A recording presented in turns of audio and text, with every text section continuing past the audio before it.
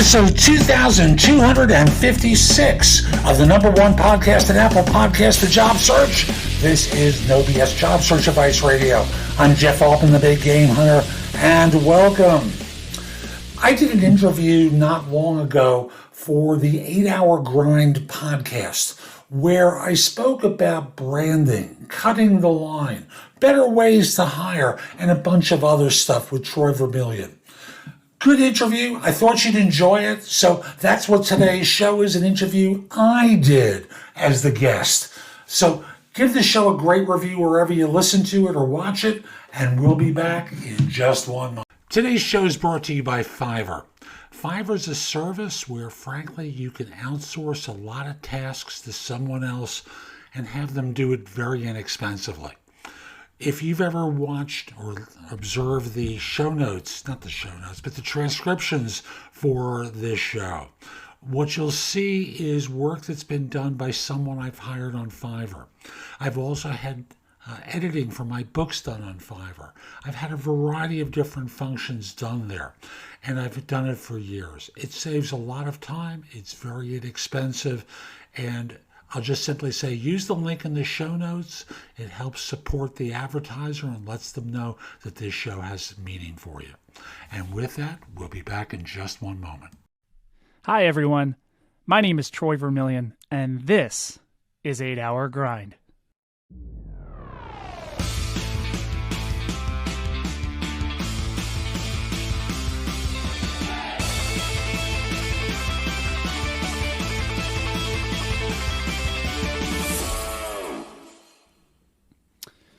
All right. My guest today is honestly a real grinder. He is a well-known leadership and career coach who has worked in the recruiting industry for over 40 years. Jeff is the host of No BS Job Search Advice Radio and JobSearchTV.com. The podcast is the number one in iTunes for job search with more than 2,000 episodes. Man, talk about wow.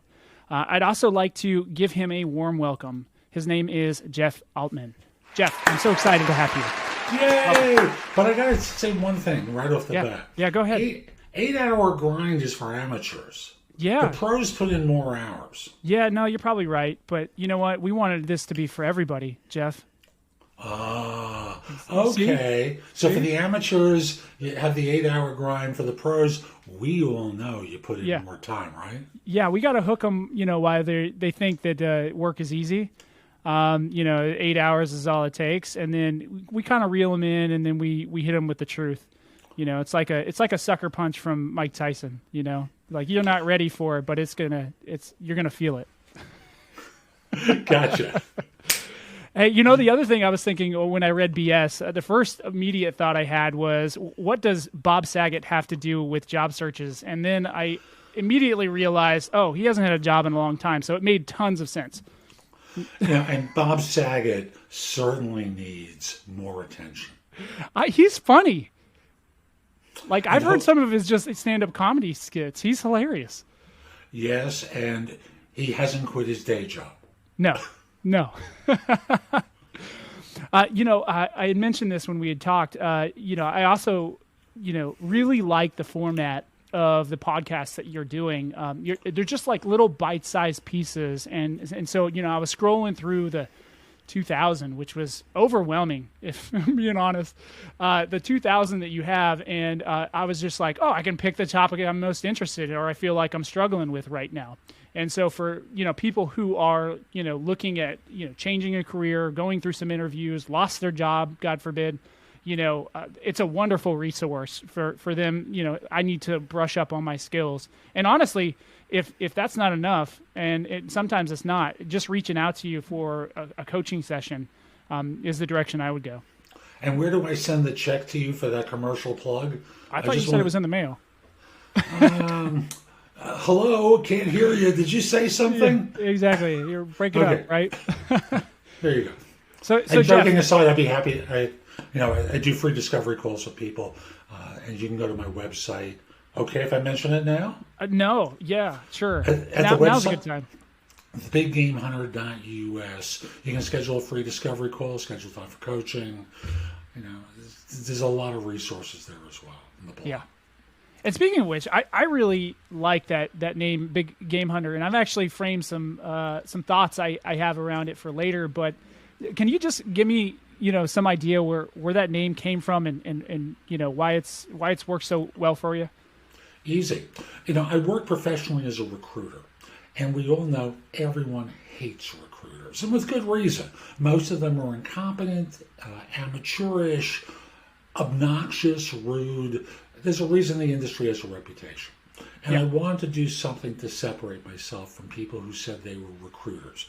Now, creating a glorified title for myself, a lot of recruiters are now VP of Talent Acquisition for North America with 2 weeks of experience. Yeah. And I was trying to think of, okay, what can I do? What can I do? The term the big game hunter came to mind, which can play with the idea of being a headhunter, which people got right away. So there was an equivalency there. And I trademarked it for anything employment related in the U.S. And, it just works so well in that regard and allowed me to stand out from people, which is a part of branding, is how do you differentiate yourself. And for me also now as a coach, I help people play big. And rather than the way so many people do is they're small, they're good boys and good girls. And I don't want you in the box anymore. I want you to be bigger than the box that your employer puts you in. So it just came to me as I was trying to think of how do I stand out from all the people that everyone hates.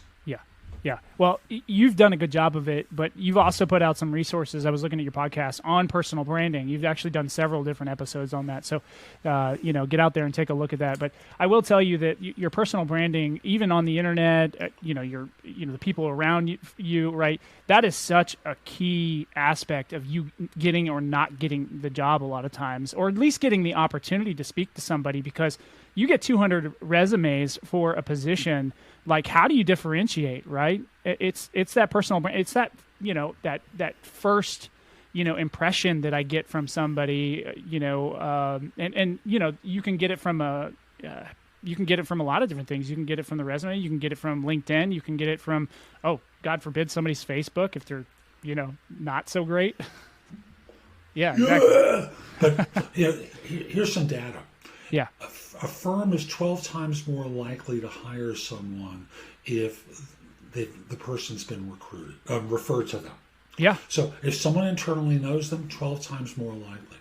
But the more senior you get, even if you're referred, the idea is who's the safe hire? Right. Who's the one that cuts the line to the front and allows you to stand out from everyone else? Yeah. And it's the one who's got the rep, the one who's got the brand, the one who's known as the expert in a particular field that gets to the front of the line. And whether you do what I did, which is come up for a term to define yourself, as well as the content, is what I've done, or you just focus on the content, the idea is how do you separate yourself from the millions of people? Yep. Or if you're in a smaller town, all the other individuals in your market area who can do what you do as well as you. Yep. How do you become the one that everyone wants to contact? And content creation is a big part of it for me because, like I said, I knew that everyone hates recruiters, so I gave people a way of getting to know, like, trust, and respect me before they even contacted me. Same thing with coaching now. I understood that no one knows how to choose a career coach. Maybe you get a referral, but then, as someone said to me yesterday, I'm so reluctant to write a check, but to you, I'm willing to do it. Because they got a sense of me from all the content I create, that I can work with them and help them get the result that they want. Yeah, so, you're about your business. Exactly right. And thus, for you as people who are working at your craft, it's easy these days to create a reputation for yourself outside of your organization. Remember, outside of your organization as well as inside the organization. And that's really how you start building your brand and reputation, is not just focusing on people internally, but also being bigger than that, going outside that firm. So, I mean, would you say that there's really no excuse for you not to have, kind of your own personal brand out there? And would you ever, tell somebody, hey, this is not important to you? Because I can't imagine a situation where, you never know what's going to happen. I lost my job in the middle of the pandemic. You'd ask me, I crushed my number, in the organization, and you would have asked me, hey, do you think there's any chance you're on the chopping block here, even if things turn sideways? And I'd been like, no, not a chance. And then, here I am. I lose my job, right? Pretty important. I had a personal brand that got me, job offer an hour later, right? So I double down on what you're saying there around the personal brand and how important it is. And I'll go an extra step in a way that many of you can understand, even if you're wondering to yourself, what do I need a brand for? I'm a this, I'm a that. Brand, that's for big companies or famous people. When you go to the store and you buy detergent, folks, have you ever picked up 2 packages of detergent, looked at the list of chemicals and went, oh, the interrelationship with the chemicals in this detergent is going to make my wash so much brighter than the ones in this one? Nope. No, it's the price. You got a coupon. Your wife, husband, partner, mother, father, whomever told you this is the right one. Or you don't care. You just reach for something. Yep. No one ever buys it based upon the value of what's in the packaging. Yep. Same thing with job hunters. How do you get to the front of the line? How do you put yourself in the position where you're advantaged in people's minds? And that's really what we're going for in branding, is how do you cut the line so that no one questions whether you're the right hire. And then when you're interviewed, because they're going to want to confirm that you are that person with that rep, how do you advantage yourself so you walk in the door, they're already favorably disposed to you? 100%. Yeah. So you've spent most of your career teaching your clients how to get the job of their dreams and negotiate the best terms, right? When we last spoke, you shared with me that you're now helping leaders and organizations hire more professionally. So how has your experience from, let's call it the dark side, because I like that, of the equation, given your audience, your clients, the edge in hiring top talent? So the first thing I try to do is break down what I consider stupidity, that they think they can really hire for fit. Yeah.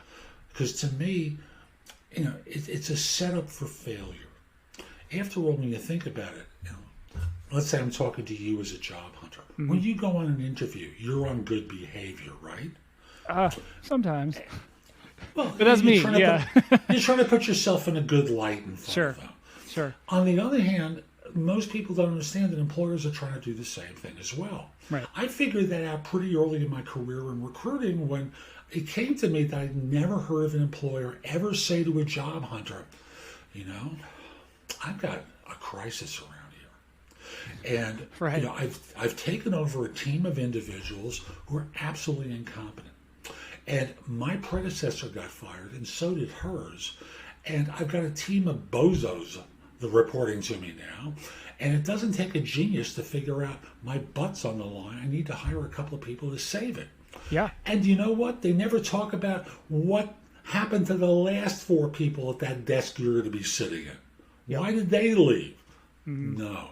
They always have this nice little happy smile button face. And they talk about a great opportunity with a terrific team of people. Did I mention we're like family around here? Yeah. No. Yeah. Certainly, it's the family that's in all the Christmas movies or the Thanksgiving movies that want to kill one another. National Lampoon style. Cousin Eddie works here, right?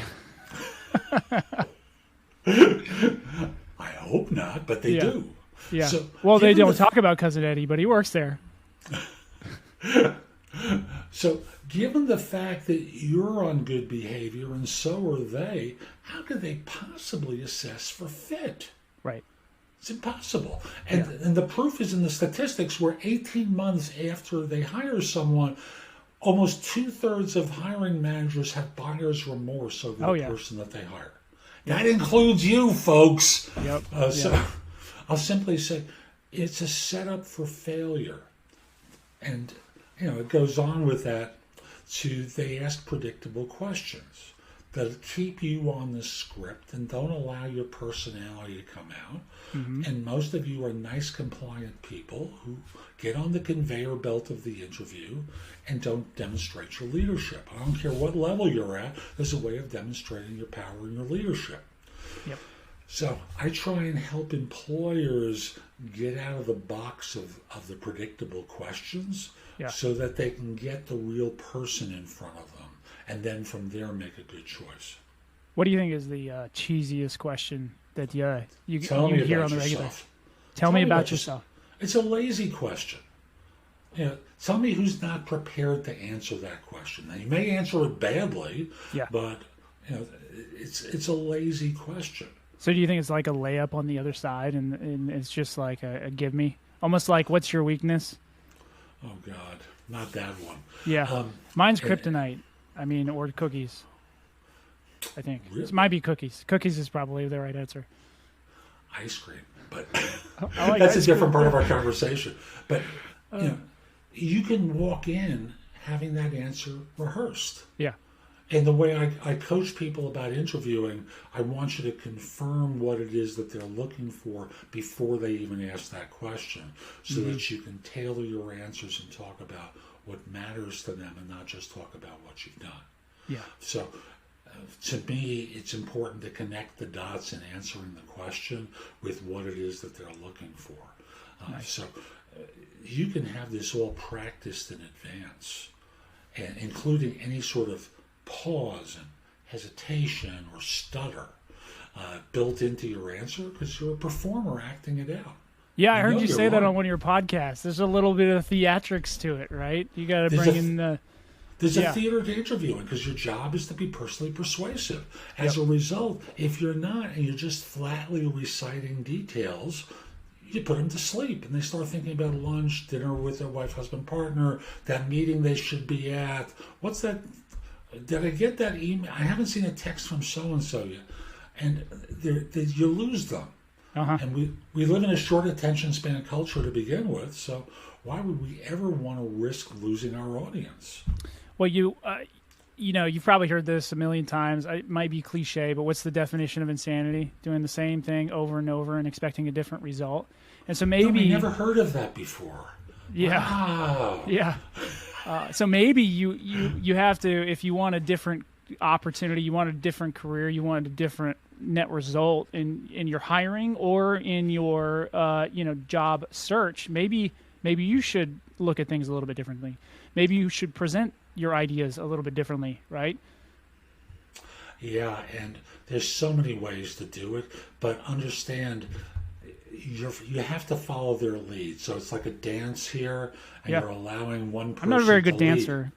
So I don't know that about you. There was something on your LinkedIn profile about that. My wife says I'm a good dancer, but I'm not. So she's I got love a it when she vested lies to interest me. in lying to you. Yes. Yeah, exactly. No, she's just sweet. That's all it is. So what are the questions that, when it comes to hiring that we are not asking as leaders that we should be asking employees?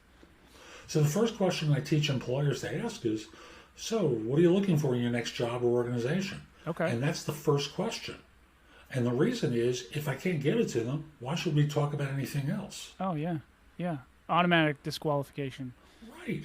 Yeah. And if you're not sure, I encourage the hiring manager to talk about, this is what I can do. This is the nature of the environment. I'm completely open and transparent.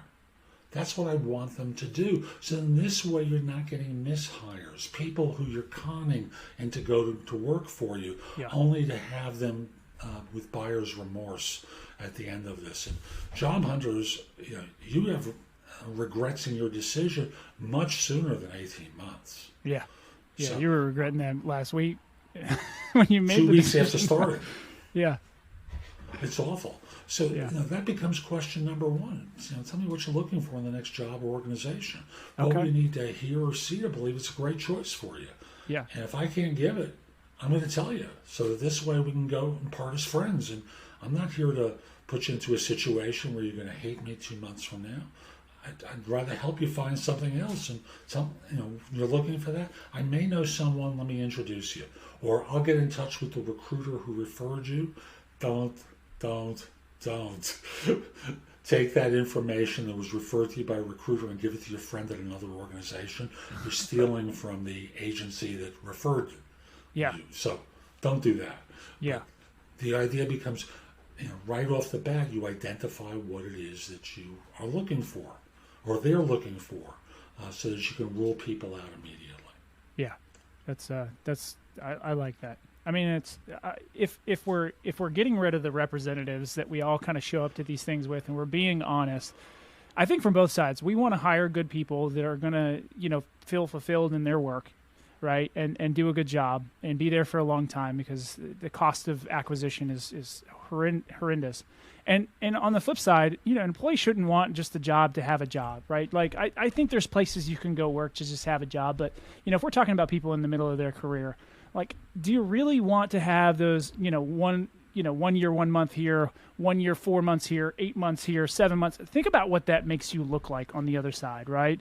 You want a job or career or opportunities where you can stay and be fulfilled for longer periods of time. I'm not saying you got to be there for 30 years like your grandparents were, but I just think that it kind of tells a story, right? And I think it puts, whether it's all your fault or not, I think it puts a negative connotation on future opportunities for you.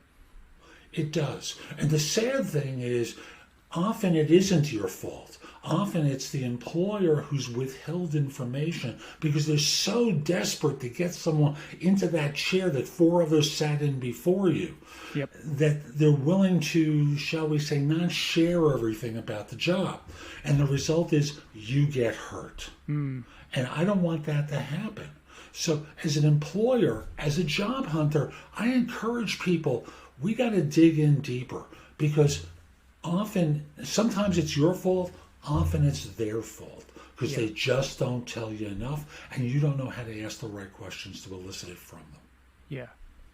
Do you think there's more culpability on the employer at this point, or they're overselling the job, or do you think people oversell their skills and abilities and work ethic? The answer is yes. Yes. Okay. The answer is yes. Somewhere in the middle is the answer. Everyone has culpability in this. Yeah. And part of that is job hunters go on interviews and they wing it, and they don't practice, and they don't rehearse, and they don't learn the things that would allow them to elicit this information proactively. Right. On the other hand, like I said, employers are in situations where they hire people and withhold information and talk about the great opportunity with a terrific team of people. I know I've been victimized when I was working in search like this twice, where I was told about a great group. I even went so far as to sit in and observe the group, and they were all told to be on good behavior while I was there. Yeah. What did they look like the next day when you showed up? Oh, I basically, all in monkey week suits? after I joined, we were told to act a certain way with you. Yeah. Well, that's disappointing. Very. Golly. Very. You probably felt like you were in an episode of like the Body Snatchers or something. Like, this is not the person I met on the interview. It was horrible. Yeah. Horrible. So understanding that, they can't evaluate for fit, you're in a bind. So I just want to help people navigate a system where the rules are really set up against them. Yeah. And the employers have all the information and you don't. Right. And they withhold, and shall we say that this is, one of those slang terms, finesse the truth. Yeah. Massage. Lie. Right? Yeah. Lie. They're politicians. They lie to us. They look us square in the eye and they lie to us. So, given that, that's where you intro bad music, like bad guy music right now. So remember boo, that. Yeah. boo. Yeah, lots of booing.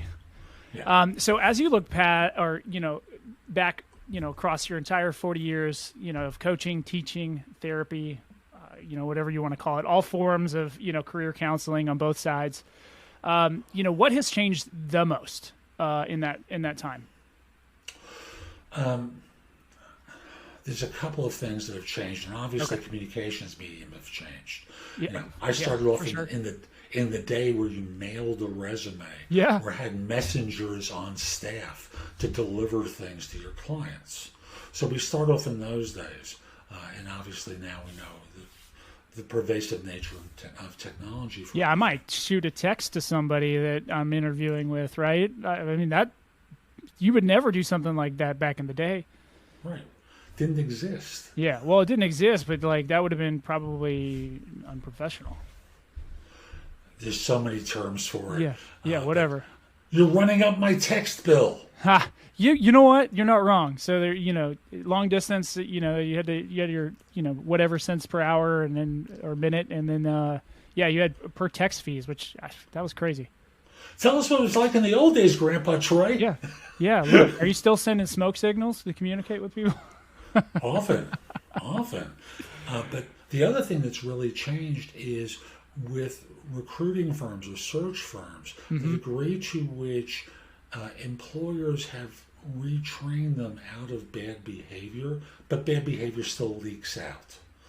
So they don't want any headaches. Employers do not want headaches. They don't want job hunters coming to them saying, well, the agency told me this. It's not true. That sort of scenario is one that's anathema to them. And they basically trained most search firms of any competence out of that sort of stuff. Whereas back in the Stone Ages, I was encouraged to place the same person 5 times in 8 months. Wow. There were 30-day guarantees back in the Stone Ages. Yeah. Translated, I earned my fee if you went to work for a firm for 31 days. Yep. Back in the Stone Ages. So I was So call me back on day 32. Exactly. We'll start right. looking. Start looking. They were already looking on day 1. Yeah. This is not what I signed up for. Right. And thus you placed them in, and you'd sit there and go, oh, that's terrible. Yeah. I feel so badly. And place them again. And again. And folks, I outgrew this bad behavior a long time ago. Yeah. I found it reprehensible. It's one of the reasons I left my first firm to start my own. Yeah. So this is what I was trained in back in the Stone Ages. And these days, thank goodness, employers have basically encouraged recruiters not to do this. Yeah. Well, I mean that just in the day of the social network, I mean that can get out pretty quick now. So I think a lot of those behaviors aren't as prevalent as they once were, albeit that they're still.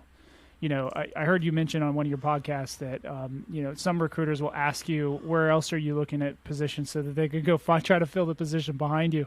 That's a dirty trick. I'd never heard that one before.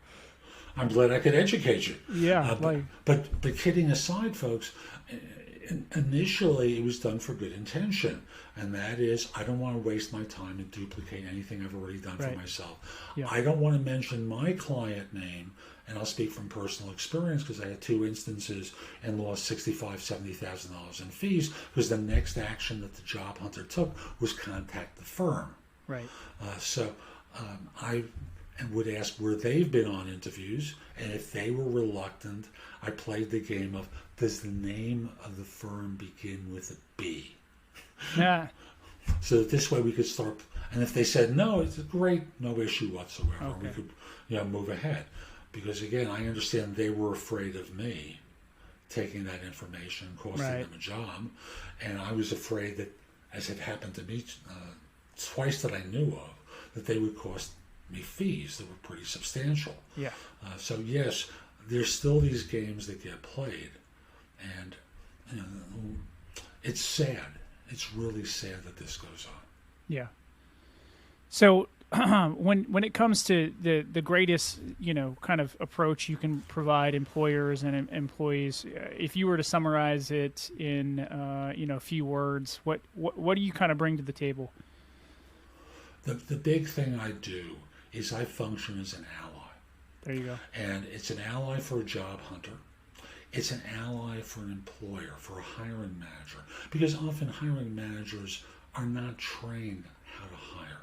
Right. They're not trained on how to manage. And even if they've gone to grad school for management, they're not really trained to deal with it on a day-to-day basis. There's, a friend of mine talked about going for his Harvard MBA, and he spoke about what do you do with a problem employee was the question from the professor. And the correct answer was bring them into a room and talk with them privately and counsel them about their impact on the organization, all the correct stuff that we as Americans believe in. And my friend told me there was the young son of a Korean industrialist in the room. And he started laughing. He said, "What? What's so funny?" He said, "We don't do that in our country. We bring them into the center of the room and we fire them in front of everyone. We humiliate them. We teach them never to do this again, and we never have any problem with anyone else." So there are ways to manage that people need to learn that are different than what they've been trained. And certainly with hiring, how do you get bias out of the equation? Yeah. How do you deal with objective data rather than, it seems like a nice woman, I think she could fit in here, and making the decision for whim or, I think that they do well. It kind of reminds me of Lou or Ramesh. No, that's not why you hire someone. You hire them because they can actually do what you need them to do. Yep. And then from there, everything is a bonus. So, what I do is I function as an ally. That's the big thing. Nice. I help people make great decisions and navigate a search process, a hiring process, how to manage and lead better, and be more effective in the workplace of resolving issues. Awesome. I appreciate the feedback on that, because I was thinking, hey, being able to align on both sides of the equation, what's the greatest value, and ally I think is the right word for it. Excellent. And you actually, unlike some people in their experience, don't have both sides of the equation. Usually you're just kind of, in one. So I love that. So the next part of the show, now that we've done all the professional things and we've got that out of the way, although it was enthralling. Enthralling? It was, yes. I really enjoyed all of it. Not captivating. It was enthralling. Well, the next part will be captivating. So. All right. But the next part is really just a fun part. As I mentioned before, I feel critical thinking is an important skill, right? You were talking about theatrics earlier, and so I want to challenge my guests' ability to actually think outside the box with obscure situations, primarily for my enjoyment. Okay. In other words, screw the guest. Yeah, no. I'm not going to put you in a situation where you have to say anything inappropriate. If you choose to do so, it could be blurped out, or we could, whatever. But so I just have 3 rando questions for you that have nothing to do with. Well, actually, one of them is very much for you because of the big game hunter. So I was leveraging that kind of self-proclaimed title for a question I have for you. So, but we're not going to start off with that. Yeah, I can't wait. Let's get going. All right. So, would you rather fight a yak-sized goose, one, right, or 100 goose-sized yaks? Go. Well, the answer is one yak-sized goose. Okay. Why? Why just one? Because I have to choose one or the other. The way I have the question set up. So I picked the first one. You picked the first one. So do you think it would be less dangerous, or do you think you could outrun a yak-sized goose or outsmart one? Well, I think one of the advantages I have is I could outthink it. Okay. So the first thing, I think I can run faster than you. Yeah. So I'm going to run faster and let the yak-sized goose get to you first. I don't know if you could run faster than me, but maybe. All right, that good was very answer. kind of you to let the guest get away with that one. Maybe I'll let you. Yeah, maybe. All right, so here's the one that I really like. So no, actually, the next one will be that one. Sorry. If you had to choose one song that played every single time you walked in the room for the rest of your life, what would it be? Ooh, that is a fun question. And there are a lot of possibilities. Now, I was listening to Rod Stewart yesterday, and I'm certainly not going to go to, do you think I'm sexy? Why not? You don't want to ask the question. You don't want to know the answer. I know the answer, so I don't have to ask the question. Right.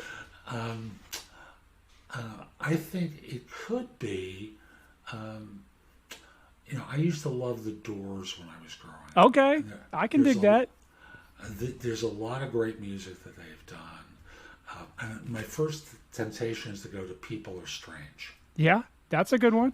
So it's, if you think I'm going for an aggressive tone, I'm going for something a little weird. I like weird. So, I mean, obviously I'm asking questions about, goose-sized yaks. So I can dig it. We used to listen to the Doors with our mom. So, it was good.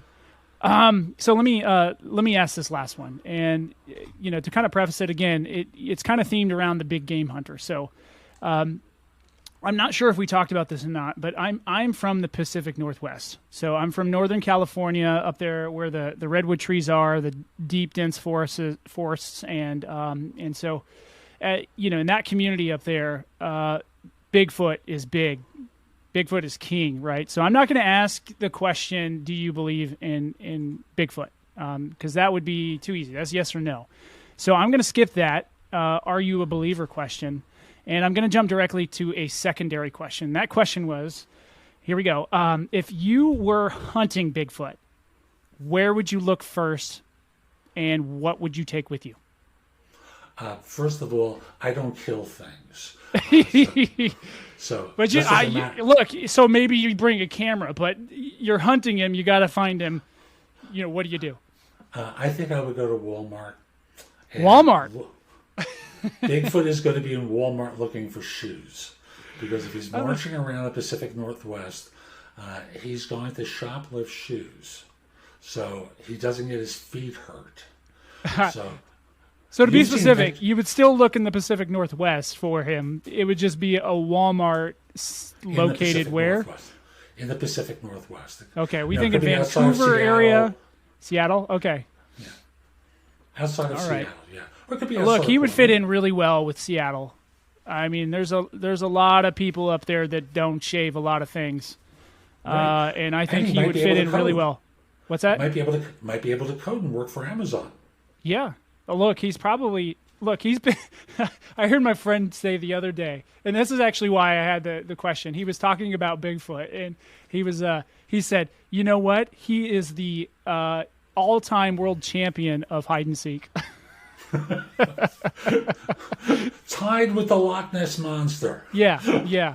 Well, I think you could argue Plesiosaurus or Loch Ness Monster was probably a real thing at one point, and it probably is now dead, and it was probably in the loch. But regardless if you believe in that stuff or not, I mean, they haven't found any evidence of it, so who's to say, right?